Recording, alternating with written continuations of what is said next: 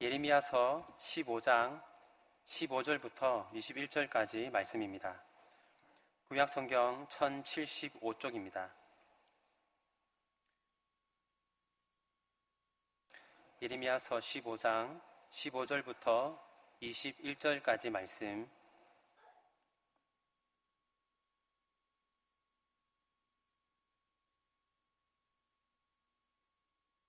함께 교독하도록 하겠습니다. 여호와여, 주께서 아시오니 원하건대 주는 나를 기억하시며 돌보시사 나를 박해하는 자에게 보복하시고 주의 오래 참으심으로 말미암아 나로 멸망하지 아니하게 하옵시며 주를 위하여 내가 부끄러움을 당하는 줄을 아시옵소서.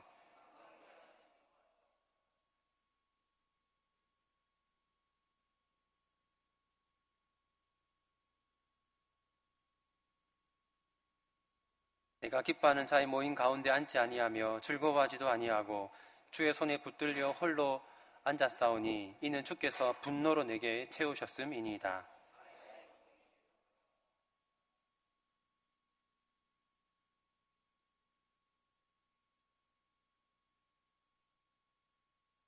여호와께서 이와 같이 말씀하시되 네가 만일 돌아오면 내가 너를 다시 이끌어 내 앞에 세울 것이며 네가 만일 헛된 것을 버리고 귀한 것을 말한다면 너는 나의 입이 될 것이라. 그들은 내게로 돌아오려니와 너는 그들에게로 돌아가지 말지니라.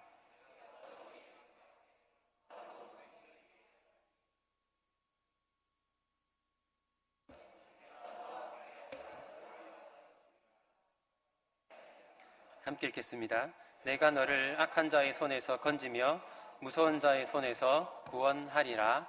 아멘.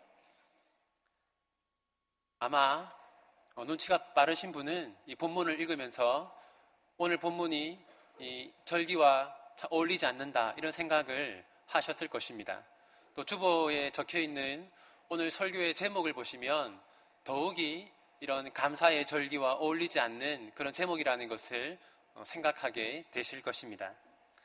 오늘은 맥추감사주일인데 이 맥추감사주일과 어울리지 않는 본문 그리고 어울리지 않는 제목으로 설교하는 이유는 무엇일까요?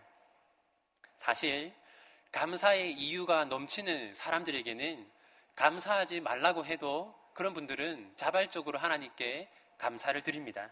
하지만 감사할 이유가 없고 마음에 불평과 원망이 가득한 성도들은 사실 아무리 하나님께 감사하라고 해도 자발적으로 감사하기가 어렵습니다.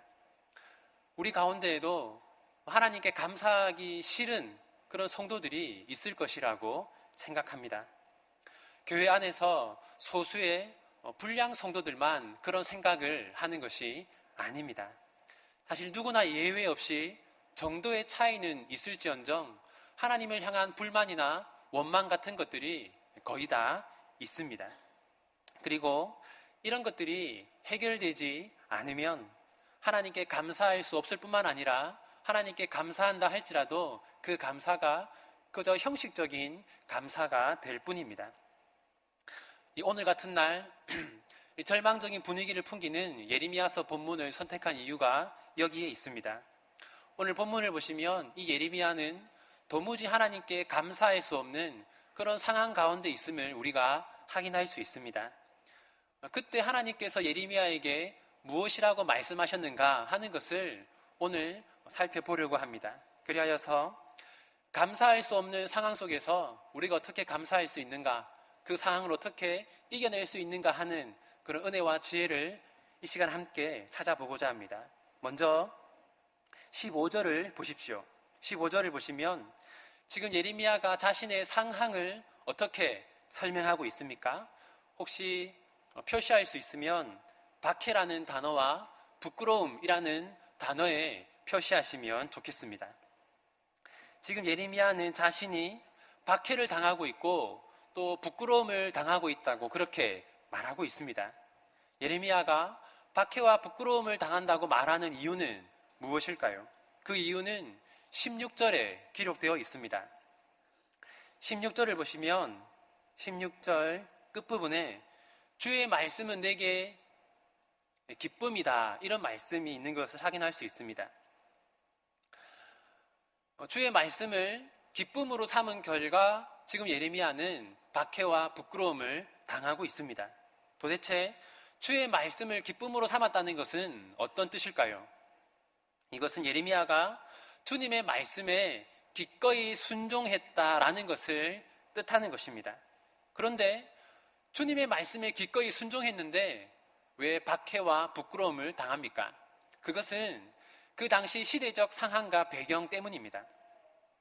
예레미야는 남유다가 멸망하기 직전에 사역한 선지자입니다.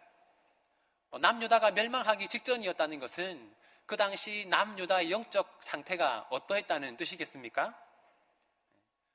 멸망하기 직전이므로 역사상 가장 타락한 시기였습니다.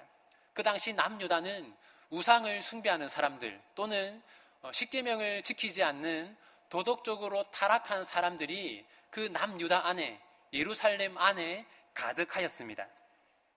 예레미야는 그들을 대상으로 사역하였는데, 그렇다면 그 당시 일반 백성들이 볼 때 예레미야는 어떤 존재였겠습니까?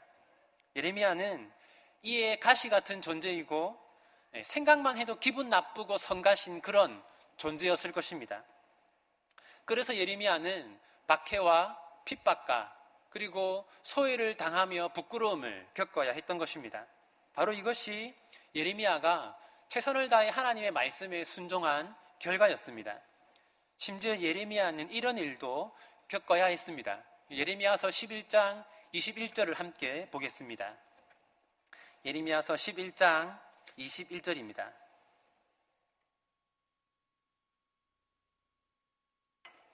(11장 21절) 말씀 우리 함께 읽겠습니다.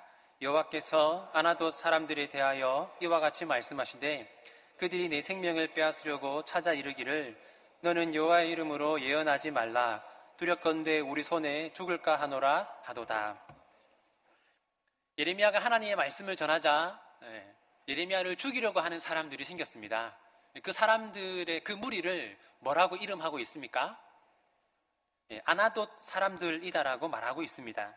그렇다면 사실 성경이 어떤 무리에 대해서 이렇게 이름을 붙여주는 경우는 사실 드문 경우입니다. 그러므로 어떤 사람들이라고 하지 않고 아나돗 사람들이라고 정확하게 명시하고 있는 것은 여기에 중요한 의미가 있기 때문입니다. 그렇다면 예레미야를 죽이려고 한 아나돗 사람들은 도대체 어떤 사람들일까요? 우리 예레미야서 1장 1절을 함께 보겠습니다.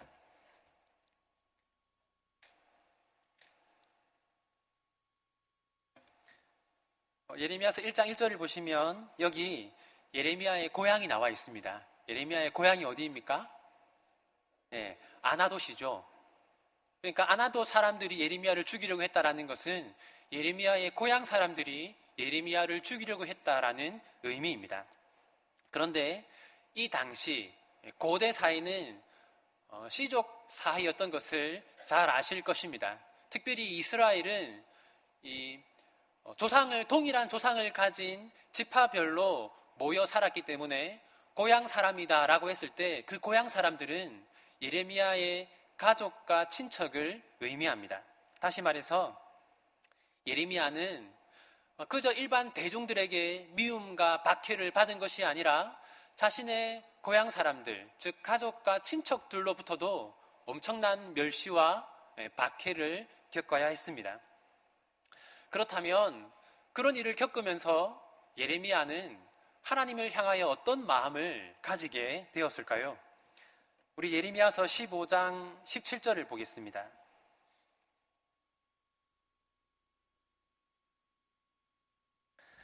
예레미야서 15장 17절을 보시면 예레미야가 하나님에게 하나님께서 자기 마음에 무엇을 채웠다고 말하고 있습니까? 분노로 내게 채우셨다 이렇게 말하고 있죠. 또 15장 18절을 보십시오. 18절을 보시면 하나님이 무엇과 같다고 말하고 있습니까? 18절을 보시면 속이는 신에 같다 이렇게 말하고 있습니다. 우선 이 속이는 신에 같다라는 표현은 이런 뜻입니다. 이스라엘은 이 토질 자체가 물을 잘 머금고 있지 못합니다. 그래서 봄과 여름에는 강에 물이 많은데 가을과 겨울에는 그 강이 거의 메말라 있는 경우가 많습니다. 지금 예레미야는 이런 상황을 가정에서 비유적으로 말하는 것인데, 예레미야는 매우 목이 마른 상황이었습니다.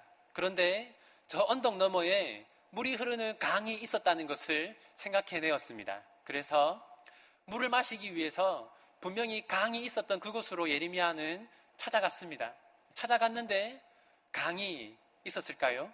강이 없었던 것입니다. 그때 어떤 마음을 가지게 되겠습니까?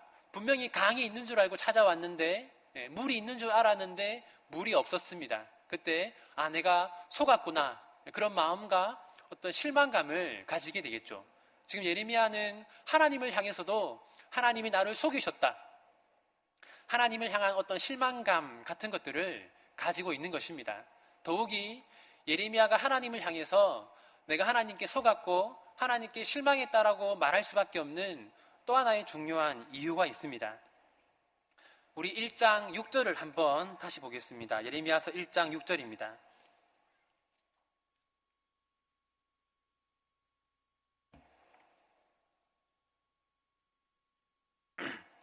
1장 6절 같이 한번 읽겠습니다. 내가 이르되 슬프도소이다 주 여호와여 보소서 나는 아이라 말할 줄을 알지 못하나이다 하니. 하나님께서 예레미야를 부르셨을 때에 예레미야는 기꺼이 따르지 못했습니다.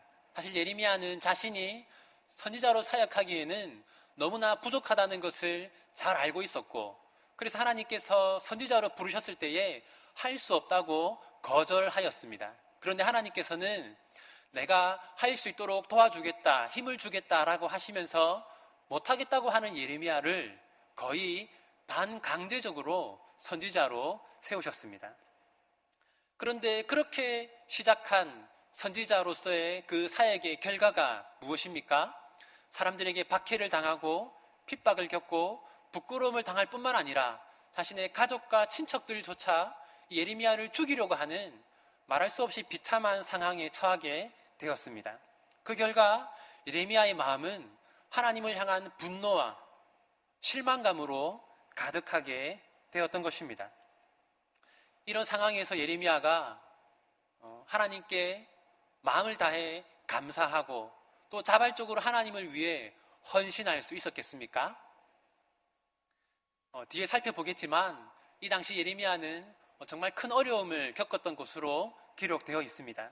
그런데 이런 경험이, 예레미야와 같은 이런 경험이 우리들에게도 동일하게 대부분 있는 것을 우리는 잘 알고 있습니다.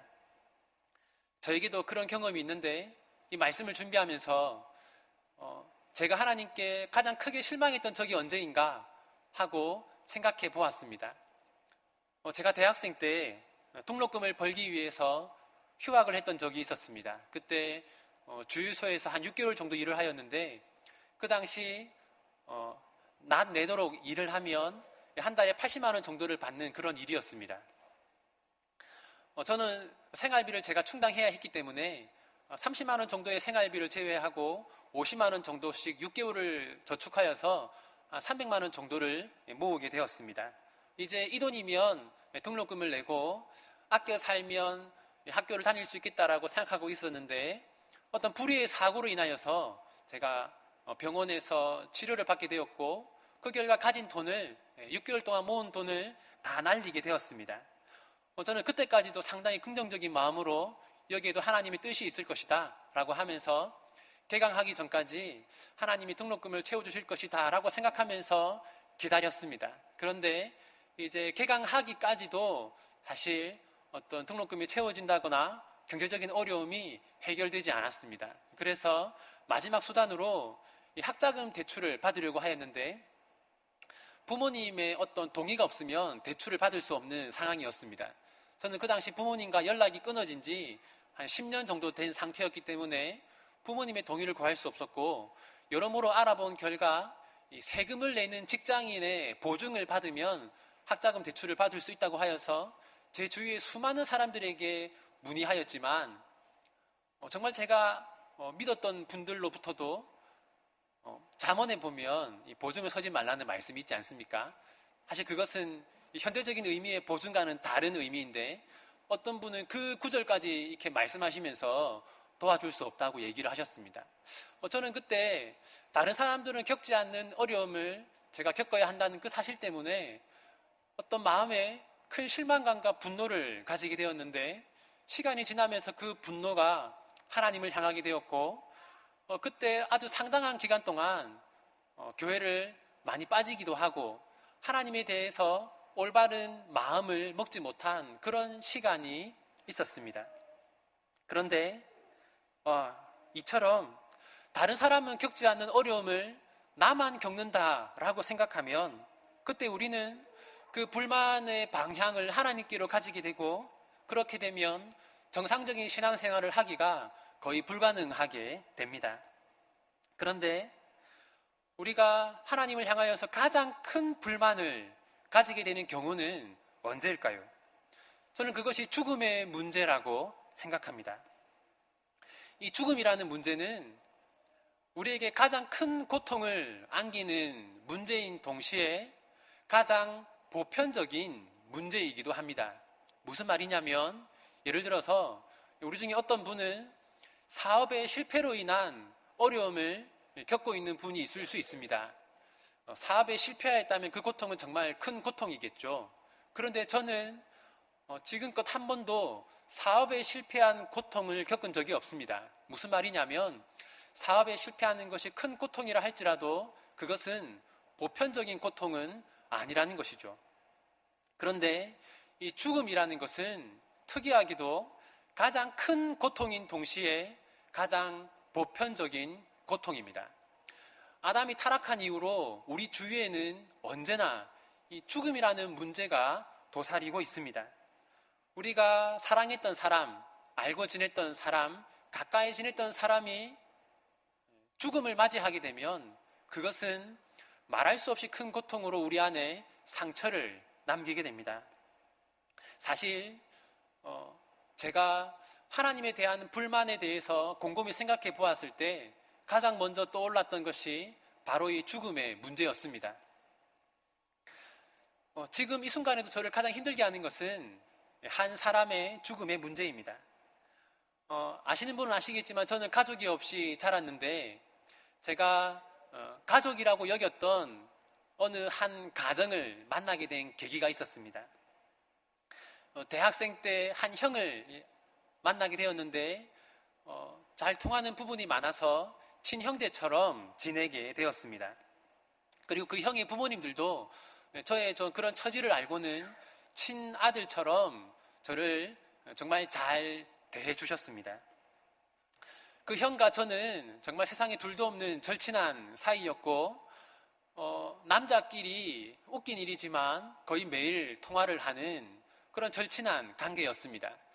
우리 같이 교회를 개척하고 같이 평생 살면서 평생 같이 동역하자, 이런 꿈을 서로 나누는 그런 관계였고, 정말 우리는 그렇게 될 것이라 믿어 의심치 않았습니다. 이제 서로 결혼을 해서 가정을 꾸리고, 이제 형도 결혼하여서 2명의 딸을 가지게 되었었는데, 어느 날 형이 저에게 아주 기뻐하며 이런 소식을 전하였습니다. 그것은 셋째를 임신하였는데 아들이다라는 것이었습니다. 그래서 남자를 더 선호한다는 그런 의미가 아니라 첫째와 둘째가 딸이었기 때문에 셋째를 아들로 가지게 된 것에 대해서 큰 기대와 기쁨을 가지고 있었습니다. 그런데 얼마 있지 않아 암이라는 그런 통보를 받게 되었습니다. 병원에서 더 이상 치료할 수 없으니 그냥 집으로 가라는 말을 듣고 이제 천국으로 가기 일주일 전여의 기간 동안 저희 집에서 함께 살았습니다. 그때 어느 날 저녁에 저를 불러서 이렇게 얘기를 하였습니다. 정말 죽고 싶지 않다. 나를 위해 기도해 주면 좋겠다. 그래서 저는 제가 잘 울지 않는 편인데 태어나서 처음으로 울면서 기도를 하였습니다. 그때만큼 간절하게 기도했던 때가 없는 것 같은데, 정말 간절하게 기도하였는데 일주일 후에 형은 천국으로 갔습니다. 그 이후로 아주 오랫동안 저는 찬송가를 부르지 않았습니다. 입만 뻥긋뻥긋 했을 뿐 그 찬송가의 가사를 따라 부를 수가 없었습니다. 그 가사의 내용을 제가 동의하거나 받아들일 수가 없었기 때문입니다. 사실 그 사랑했던 형의 죽음은 지금도 이해하기 어려운 문제입니다. 2, 3개월에 한 번씩 통영에 내려가서 그 부모님을 만나고 또 그 형의 형수님과 형의 자녀들을 만나고 오는데, 만나고 올 때마다 제 마음속에는 하나님께서 왜 그렇게 하셔야 했는가라는 그런 의문과 불만 같은 것들이 사실 마음 깊숙이 생겨납니다. 예레미야가 바로 이런 상황이었다고 보시면 될 것 같습니다. 예레미야는 자신의 그 상황이 너무나 고통스러워서 정상적인 신앙생활을 할 수 없는 그런 지경이었습니다. 19절을 보십시오. 15장 19절입니다. 예레미야서 15장 19절입니다. 19절을 보시면 하나님께서 예레미야에게 이렇게 말씀하십니다. 앞부분에서 여호와께서 이와 같이 말씀하시되 네가 만일 돌아오면, 하나님께서 예레미야에게 네가 만일 돌아오면 이라고 말씀하신다는 것은 지금 예레미야가 어떤 상황 가운데 있다는 것입니까? 예레미야가 하나님을 어떤 식으로든 떠나 있었다는 것을 전제하는 것이죠. 그리고 뒷부분을 보시면 19절 뒷부분을 보시면 네가 만일 헛된 것을 버리고 귀한 것을 말한다면 이라고 되어 있습니다. 헛된 것을 버리고 귀한 것을 말한다면, 여기서 헛된 것이라는 것은 아마도 예레미야가 하나님께 가졌던 불만이나 불평을 뜻하는 것 같습니다. 그러면 귀한 것은 무엇이겠습니까? 예레미야가 전해야 하는 하나님의 말씀인 것이죠. 다시 말해서 예레미야는 그 자신의 고통으로 인해서 무엇을 잠시 중단했던 것입니까? 선지자로서 해야 할 사역을 잠시 중단하고 있었던 것입니다. 예레미야는 하나님을 향한 분노와 실망감이 너무 커서 하나님을 떠나 있었습니다. 그리고 이것이 우리가 하나님에게 실망했을 때 하나님에게 보이는 일반적이고 보편적인 반응입니다. 하나님이 저를 실망시키셨으니 저도 하나님을 떠나겠습니다. 하나님이 저를 속이셨으니 이제 저는 하나님께 아무것도 드리지 않겠습니다. 이것이 우리 역시 하나님께 보였던 반응이라고 할 수 있습니다. 그리고 우리 대부분 이런 경험이 있을 것이라고 생각됩니다. 하나님께 실망하여서 하나님을 떠난 경험이 아마 과거에나 또는 지금 여러분에게 있을 것이라고 생각합니다. 그런데 그 결과가 어떠했습니까? 하나님에게 실망하여서 스스로 하나님을 떠난 결과는 어떠하였습니까? 여러분의 상황이 나아지고 여러분의 마음속에 있는 고통이 해결되었습니까? 아마 결코 그렇지 않았을 것입니다. 다시 한번 15장 19절 말씀을 우리 같이 한번 읽어보겠습니다.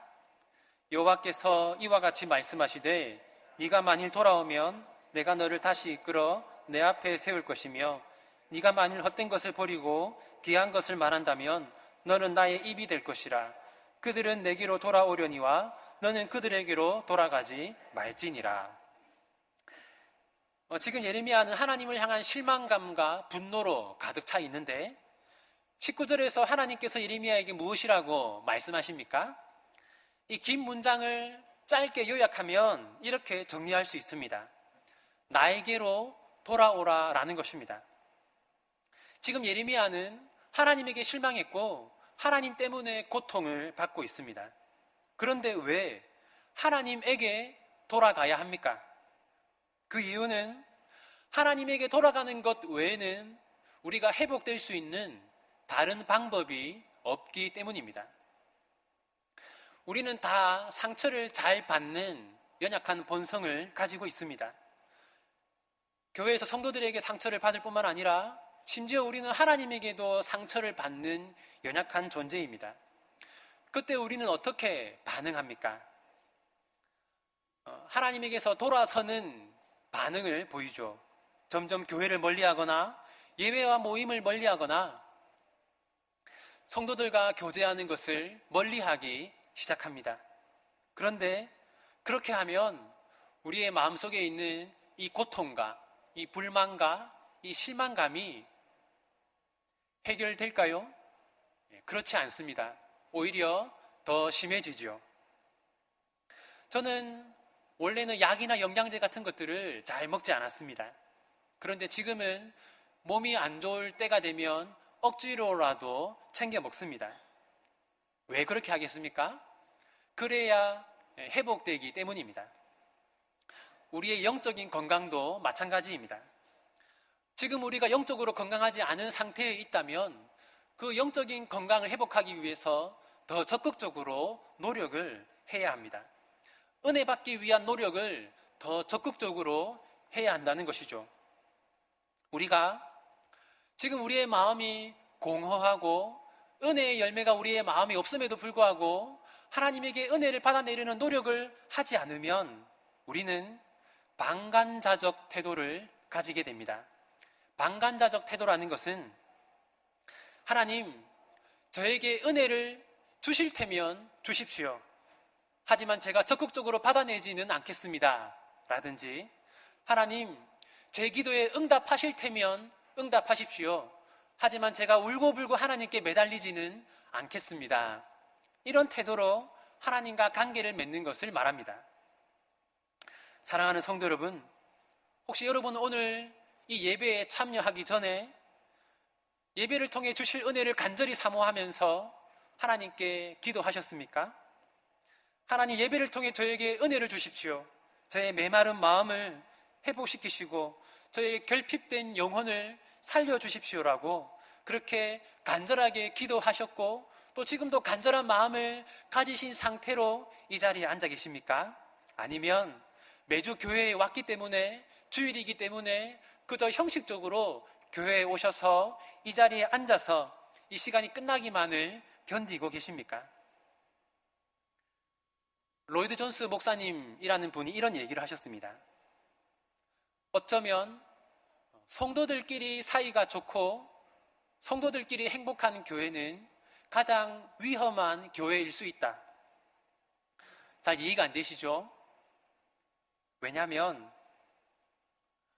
예배 시간에 하나님께 은혜를 받지 못했습니다. 일상 속에서 하나님께 공급받는 은혜가 없습니다. 주일날 예배에 참여하였는데 그 예배 시간에 우리의 영혼에 아무런 일도 일어나지 않았습니다.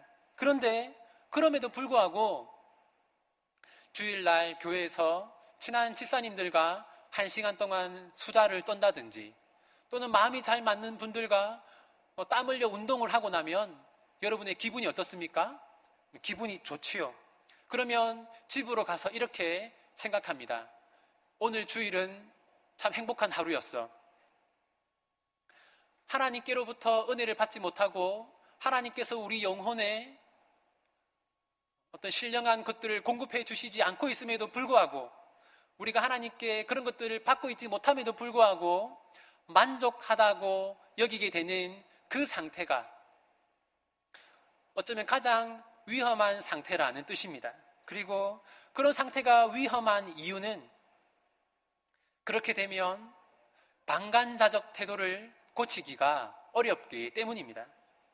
하나님을 통해 문제를 해결하려고 하기보다는 사람들을 통해서 문제를 해결하려고 하기 때문이죠. 사랑하는 성도 여러분, 여러분은 예배를 통해서 또는 말씀을 듣는 것을 통해서 여러분의 영혼이 살아나는 것을 언제 경험하셨습니까? 우리가 죽어 마땅한 죄인임을 깨우치며 마음 깊이 통곡한 적이 언제입니까? 만약 기억도 나지 않는다면 지금 우리는 심각한 위험 상태에 있는 것입니다. 더욱이 성도들 간의 교제와 만남이 좋아서 그런 영적인 위기를 깨닫지도 못하고 있다면 더더욱 심각한 위기 상태에 있음을 기억하셨으면 좋겠습니다. 이제 말씀을 마무리하겠습니다. 오늘 본문에서 예레미야는 어떤 상황 가운데 있었습니까? 하나님을 향한 불만과 실망감이 가득한 그런 상태에 있었습니다. 그때 예레미야가 하나님에게 보인 반응은 무엇이었습니까? 하나님을 떠나고 멀리하는 것이었죠. 우리 역시 이렇게 할 때가 많이 있습니다. 하나님에게 실망하거나 또는 우리의 마음에 불만이 가득하게 되면 교회를 멀리하고 하나님을 멀리하게 되죠. 언제나 그 결과는 좋지 않습니다. 그래서 하나님께서 예레미야에게 주신 해결책은 무엇이었습니까? 하나님께 불만이 가득하더라도 하나님께 돌아가야 한다라는 것이었습니다. 왜냐하면 설령 우리가 하나님 때문에 마음 깊이 상처와 불만이 가득하다 할지라도 그런 우리를 회복시킬 수 있는 능력은 오직 하나님께만 있기 때문입니다. 그러므로 우리가 지금 당장 버려야 하는 태도는 무엇입니까? 방관자적 태도를 버려야 합니다. 은혜를 주실 테면 주십시오. 그런 자세로 이 자리에 앉아 계시지 마십시오. 여러분이 먼저 적극적으로 하나님에게 은혜를 받아내기 위해 노력하셔야 합니다. 여러분이 적극적으로 하나님께 기도하셔야 하고 하나님께 기도하는 시간을 마련하셔야 합니다. 여러분이 적극적으로 설교를 듣는 자리에 성실하게 참여해야 하고 또 개인적으로 말씀을 묵상하는 시간을 확보하셔야 합니다. 누구나 어두운 터널을 지나는 것 같은 고난의 시기를 겪을 때가 있습니다. 그런데 그 어두운 터널을 지나는 시간이 너무 길어지거나 또는 너무 힘들면 우리는 체념하게 되죠. 그런데 체념한다고 해서 결코 문제가 해결되지는 않습니다. 아무리 힘들어도 직접 우리의 발로 걸어서 그 어두운 터널을 지나가야 합니다. 그런데 그때 이 터널이 너무 어둡다고 또는 이 터널이 너무 길다고 그저 불평만 하는 것이 아니라 적극적으로 하나님의 도움을 구하면 하나님께서 여러분을 도와주실 것입니다. 오늘은 맥추감사 주일입니다. 하나님의 도움을 통해 그 어둡고 긴 고난의 터널을 헤쳐나온 경험이 있으신 분들은 이런 날에 하나님께 감사하기가 쉬울 것입니다. 하지만 그렇지 않은 분들은 지금 어두운 터널을 지나고 있는 분들은 이런 날에 하나님께 마음 깊이 진심으로 감사하기가 쉽지 않을 것입니다. 하지만 그렇다고 하여도 방관자적 태도로 하나님 앞에 서 계시지 마십시오. 적극적으로 하나님의 은혜를 구하면 언젠가는 반드시 하나님께 감사하지 않고는 견딜 수 없는 그런 날을 맞이하게 될 것입니다. 우리 모두에게 그런 날이 속히 오기를 소원합니다. 찬송가 287장 함께 찬양하겠습니다.